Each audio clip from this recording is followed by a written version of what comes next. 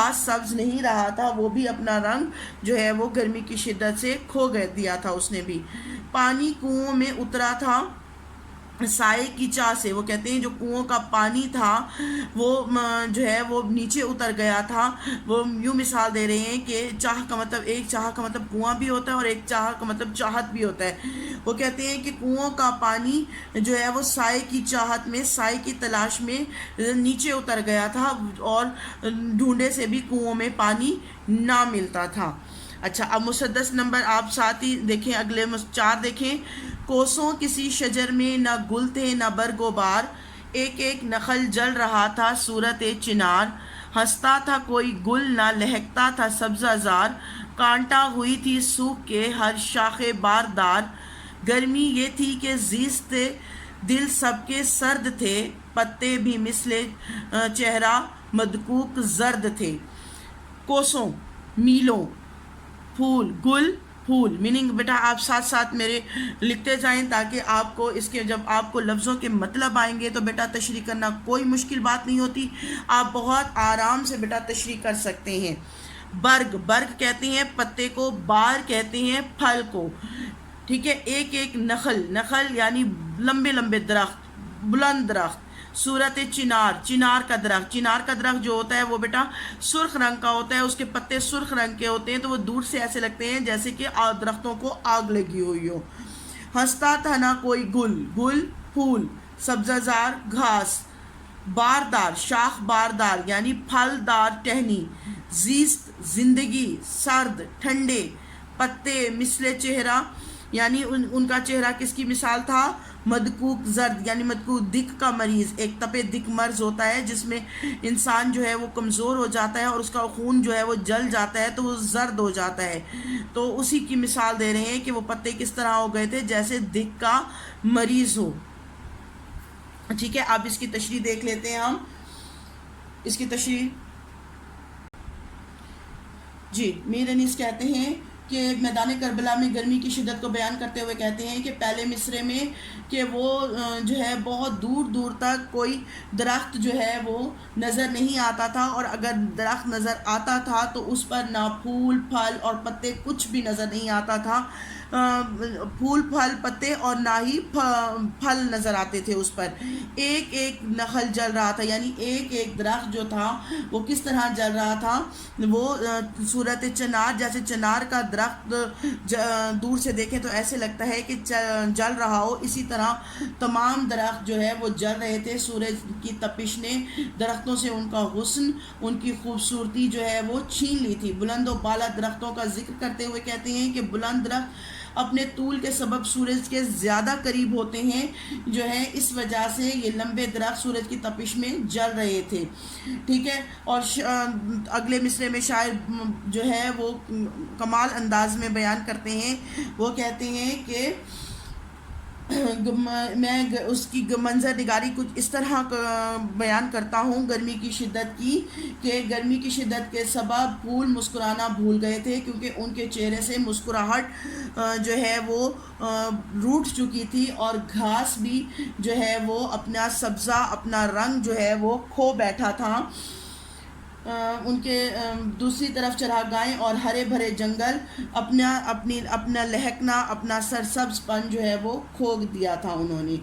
باردار درخت کا یعنی پھلدار درخت کا ذکر کرتے ہوئے شاعر کہتے ہیں کہ جو شاخیں عام حالات میں پھولوں اور پھلوں سے لدی ہوئی ہوتی ہیں وہ آج گرمی کی وجہ سے سوکھ کر کیا ہو گئی ہیں؟ کانٹا ہو گئی ہیں۔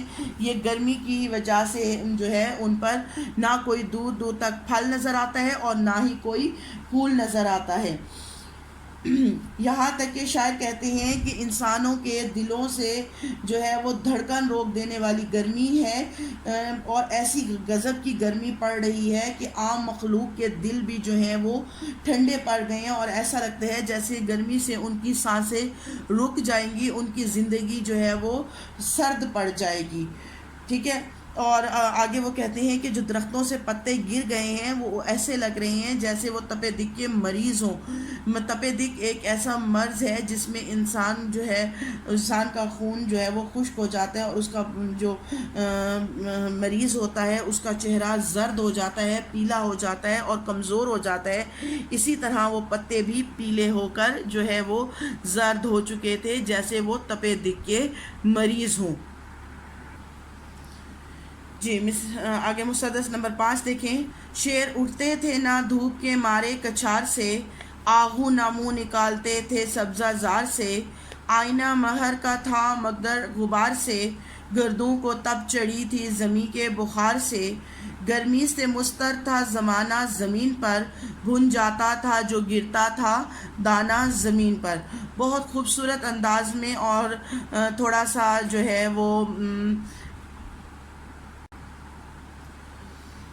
جی دیکھیں، مہر کہتے ہیں سورج کو، گردوں آسمان کو، تپ بخار کو، ٹھیک ہے، اور مضطرب بے چین.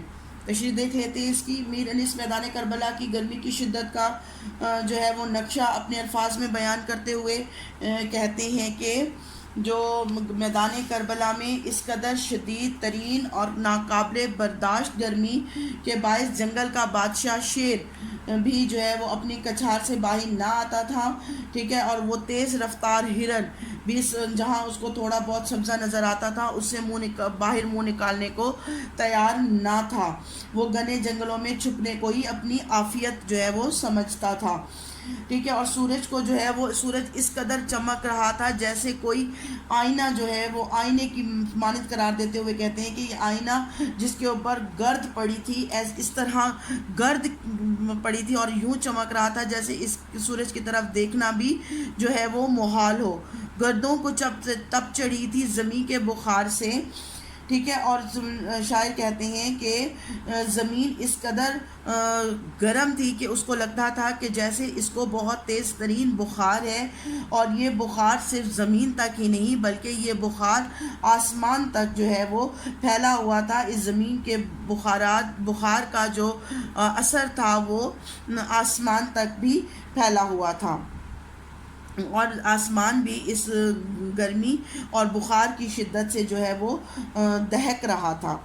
اور شاعر اگلے مصرے میں جو ہے وہ کہتے ہیں کہ گرمی سے مضطرب زمانہ زمین پر تھا، یعنی زمین پر جتنی بھی مخلوق تھی، جتنے بھی جاندار تھے، وہ سب کیا تھے؟ گرمی کی وجہ سے بے قرار تھے. تمام مخلوق خدا جو ہے وہ بے قراری کا شکار تھی گرمی کی وجہ سے. وہ کہتے ہیں کہ اگر میں اس گرمی کی شدت کو کس طرح بیان کروں، یوں مثال دیتے ہوئے کہتے ہیں کہ تم یوں سمجھ لو کہ اگر ایک بھی اناج کا دانہ زمین پر گر جاتا تھا تو وہ کیا ہو جاتا تھا؟ گرمی کی شدت سے وہ بھن جاتا تھا. اور اس طریقے کی شدت جو ہے وہ شدید گرمی پڑ رہی تھی، تو سوچو انسانوں کا اس میں کیا حال ہوگا. گرداب پر تھا شعلہ جوالہ کا گماں، انگارے تھے حباب تو پانی شرر فشاں. منہ سے نکل پڑی تھی ہر ایک موج کی زباں، طے پر تھے سب نہنگ پر مگر تھی لبوں پر جاں. پانی تھا آگ گرمی روزے حساب تھی، ماہی جو سیخے موج تک آئی کباب تھی. گرداب یعنی پانی کا بھنور، جو گول سا پانی کا چکر ہوتا ہے، بھنور اسے کہتے ہیں. شعلہ جوال یعنی آگ کا گولا، گما ہوتا تھا یعنی یقین ہوتا تھا اس پر، انگارے دہکتے ہوئے، حباب بلبلے، شرر فشاں انگارے بکھیرنے والا پانی. منہ سے نکل پڑی تھی ہر ایک موج لہر، ٹھیک ہے. نہنگ کہتے ہیں مگرمچھ کو، ٹھیک ہے. روزے حساب یعنی قیامت کا دن، ماہی مچھلی سیخے موج تک آئی یعنی اوپر سمندر پانی کی تہہ پر آئی، موج تک آئی، اور کس طرح ہو گئی؟ کباب کی طرح ہو گئی. اب اس کی تشریح دیکھ لیتے ہیں اور اس کو کر لیتے ہیں ہم، ٹھیک ہے. پانی کا بھنور جو وہ شاعر کہتے ہیں شاعر کہتے ہیں کہ پانی کا بھنور شعلہ جوالہ کا منظر پیش کر رہا تھا. پانی کے بلبلے جلتے ہوئے کوئلے کی طرح جو ہے وہ لگ رہے تھے. پانی کی موج پیاس کے مارے خشک ہو رہی تھی اور مگرمچھ جو تھے ان کی جو زبان تھی وہ جو ہے وہ زبانیں نکال کر باہر موج کی طرف پانی کی لہروں کی طرف جو ہے وہ پانی کی سطح پر آ گئے تھے. ایسے لگ رہا تھا جیسے ان کی جان نکلنے کو ہے. گرمی قیامت جیسی تھی. یہاں تک کہ مچھلی بھی جو ہے یہاں تک کہ مگرمچھ وہ کہتے ہیں کہ مگرمچھ جو بھی تھے وہ بھی ان کی جان بھی ان کے لبوں پر تھی, وہ بھی مرنے کے قریب تھے. اور جو مچھلی جو تیرتے ہوئے اوپر تک آ جاتی تھی, پانی کی موج تک, لہر تک آ جاتی تھی, وہ بھی یوں جو ہے وہ جل اٹھتی تھی, وہ یوں جل بھن جاتی تھی جیسے کہ کیا ہو, جیسے کہ کوئی کباب ہو. ٹھیک ہے. اس روز کی گرمی کو وہ بیان کرتے ہوئے کہتے ہیں کہ جو ہے ہر طرف اس قدر شدید گرمی پڑ رہی تھی کہ ہر انسان تو کیا جانوروں کا بھی جینا جو ہے وہ مشکل ہو گیا تھا.